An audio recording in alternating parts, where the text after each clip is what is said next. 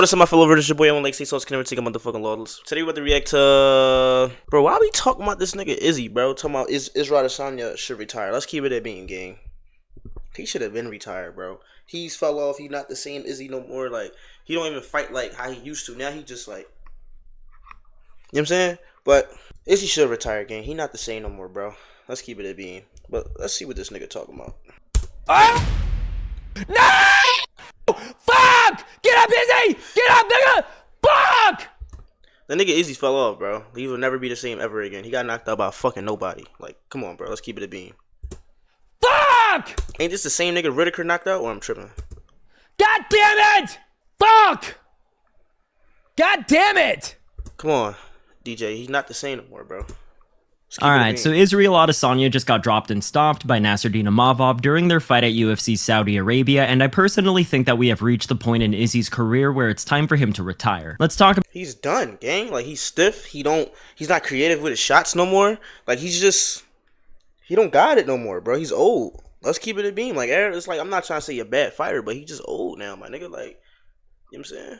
About the fight really quickly, I actually gave the first round to Izzy. I mean, he simply outpointed Nasruddin, and it's not like he landed any big shots, but it was a typical Adesanya first round where if he doesn't see an opening to hurt his opponent in a big way, he'll settle for winning the round by fighting passively while also downloading information. That being said, the second round lasted officially all of 30 seconds as Imavov blasted Adesanya with a picture-perfect right hand that planted Izzy to the canvas. A couple of follow-up ground and pound shots later, and Mark Goddard calls off the fight. Izzy complained about the stoppage right in Goddard's face, but honestly, I think it was a good call. Honestly, a great finish for Imavov and a devastating loss for Adesanya. Bro, let's keep it a beam. He got court because the bull hit him like this. Once he hit him like this on some McGregor shit, I just knew like he was able to knock him out. Like, let's keep it a beam, bro. Izzy is not the same. His chin is not the same. He's washed, gang. Like, he's not Pereira. He's not fucking. He's washed, bro. Volkanovski might as well stay away from this nigga, gang. Real rap. You know, the sport is so crazy, man. Less than 2 years ago in April of 2023, Adesanya was able to win back his middleweight title in his rematch against Alex Pereira after knocking Poatan out. And then when Alex immediately announced that he was moving to light heavyweight after the loss, I felt really confident that Israel was going to run the middleweight division for a long time, but oh, how wrong I was. Like, I definitely didn't expect in the slightest that he was going to get dropped and steamrolled by Sean Strickland in his— I knew that nigga was going to get stopped and steamrolled by Strickland, because Strickland just, like, he's always in a pocket. Izzy, he too animated, gang. He not him no more. Like, it's not 2016, 18 no more, my nigga. He's not. He got money. Let's keep it a beam. I'm gonna say this like how I said last video. When niggas get money, they not good at fighting no more, bro. First title defense of his second title reign. And then when he was set to fight Dricus du Plessis, I did think that DDP was going to walk away with the win, but I really didn't feel confident with my prediction. And as we all know by now, Izzy got overwhelmed by DDP's pressure and was submitted in the 4th round. And if you were to tell me 2 years ago that Adesanya would find himself on a 3-fight losing streak at middleweight after losing to Nasruddin Imavov by 2nd round stoppage, then I would have called you crazy, but here we are in 2025. Look, I'm not going to sit here and say that Israel has necessarily gotten his ass kicked throughout this losing streak. I mean, he definitely got his ass kicked by Strickland, let's be real here. But in the DDP and Imavov fights, he had long stretches in each fight where he had the upper hand. I mean, shit, in his fight with Nasruddin, he won like 95% of the fight up until he got finished. And in spite of how good or bad Izzy has looked in his last 3 losses, that doesn't change the fact that this guy is clearly on the decline. And I also think it's important to mention that yes, he's on a 3-fight losing streak, but the guy is also 1-4 in his last 5 fights. With all this being said, I personally think that this might be the right time for Adesanya to hang up the gloves and call it quits. That's not to say that I don't think he'll ever be able to win a fight at middleweight ever again. There's a whole lot of mid-tier middleweights that I think Izzy can beat, but we're currently at a place in his career where he's running the risk of damaging his legacy with very little chance of him reclaiming the title. And sure, before this let's keep it a beam, bro. Izzy was a good fighter back then, but now I'm gonna keep saying it, bro. He's washed, bro. He's old. These niggas get old. It's Volk. I don't know. He's fighting Taporia, so I don't know yet. Usman, who the fuck did he fight, bro? Hamza Chimaev on a short notice? Like, most recent fight, he was able to say that he's only lost to champions throughout his entire MMA career, but now after his loss to Nasruddin, that's just not the case anymore. Don't get me wrong, I think Imavov is a very good fighter who's improved massively in the last 2 years, but if that punch right there, once I seen him hit him with that punch, I knew it was over, bro.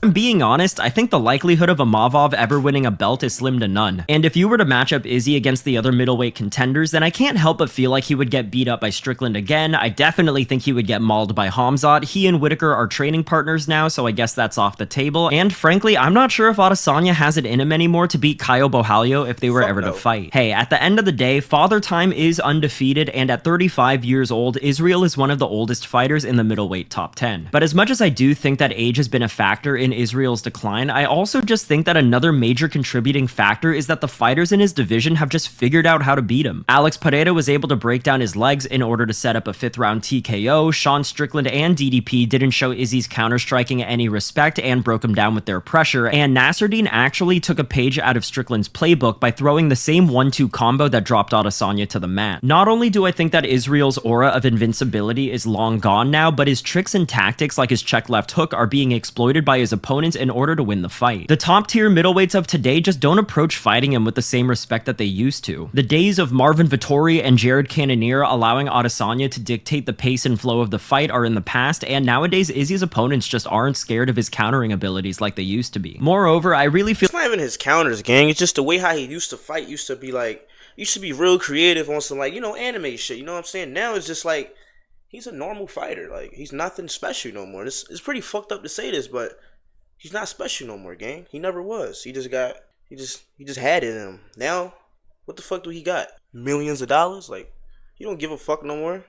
feel like Israel's chin is just not what it was. I don't know if it's a mixture of him getting older, his long combat sports career that spans over 100 professional fights, or if it was the Alex Pereira TKO, but this guy just doesn't seem to respond to getting hit well at all anymore. In all fairness, the shots from Strickland and Imavov that dropped him were perfectly placed punches that probably would have hurt anybody, but even during his fight with DDP, I feel like Adesanya kind of froze up whenever he got tagged. Especially with the shots in the clinch right before DDP took down and submitted Izzy, the way Adesanya reacted to those punches didn't look like the same guy that went life and death with Kelvin Gastelum. I mean, it also certainly doesn't help that it seems like Izzy's reflexes have slowed down by quite a bit. I remember when Jorge Masvidal retired, he said something along the lines of that he was getting hit by punches that he used to not get hit with, and I suspect that Adesanya might be experiencing something similar. Israel in his prime was elusive, his vision was immaculate, and his head movement made it really hard for his opponents to get a clean shot on him. But in his last 5 UFC fights, I feel like we've seen him get hit more than in his previous 13 combined. When it's all said and done, this is the nature of sports, MMA included. The old guard is replaced with the new guard. It really is a tale as old as time. And even though I do think that MMA is continuing to improve at an exponential rate, given how relatively young of a sport it is, age and damage are still the biggest culprits when it comes to legends like Izzy losing to the up-and-coming talent. And like I said, how old is he? Like 35? How old is Pereira? Like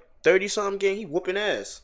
He just don't got it no more, bro. Said earlier, I still do think that Izzy can get wins over fighters like Brendan Allen and maybe Roman Dolidze, but now that it's clear that Adesanya can no longer hang at the very top of the division, what's really the point of him continuing fighting? What else does he have to prove to us or himself at this stage in his career? He's been middleweight champion twice, and he's even defended his title 5 times in a row, and at this point, he's cemented as the second best middleweight fighter of all time, at least in my book. But if he continues to fight, then I worry that his legacy and career is going to turn out eerily similar to Anderson Silva, who really should have retired from MMA several years before he did. Because when Anderson's losing streak started, it really— Listen, we ain't even gonna lie. This fight, this is Chris Weidman's lucky punch ever. Like, it would always be his lucky punch. He never was.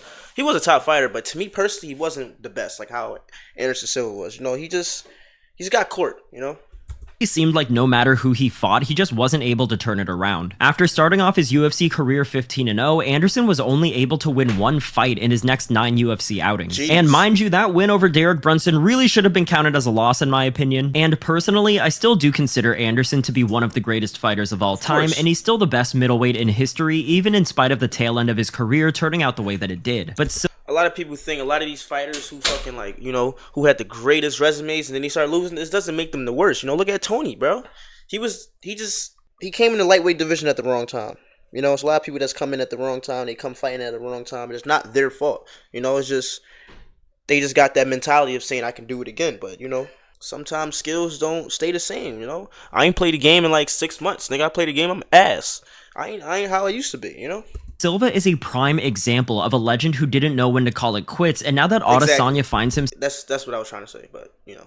himself riding 3 losses in a row, I wonder if he's going to follow the same path that Anderson did. But look, if Israel doesn't want to retire, then that's his decision. It's his life, his career, and his choice to make. If he wants to keep fighting, then I'll keep tuning in to watch, but I just think that seeing as his time in the sun is clearly over, and while his legacy is still relatively intact, it might be a wise move to retire. Anyways, that's the video for today. Definitely let me know what you— Bryce Mitchell's pro-Hitler rant emerges Dana White? Didn't Bryce Mitchell say he was like some bullshit about Hitler or some shit like that? I don't even want to talk about that. I know that's some bullshit. But I hope everybody have a just like, subscribe, and just go do what you was doing, gang.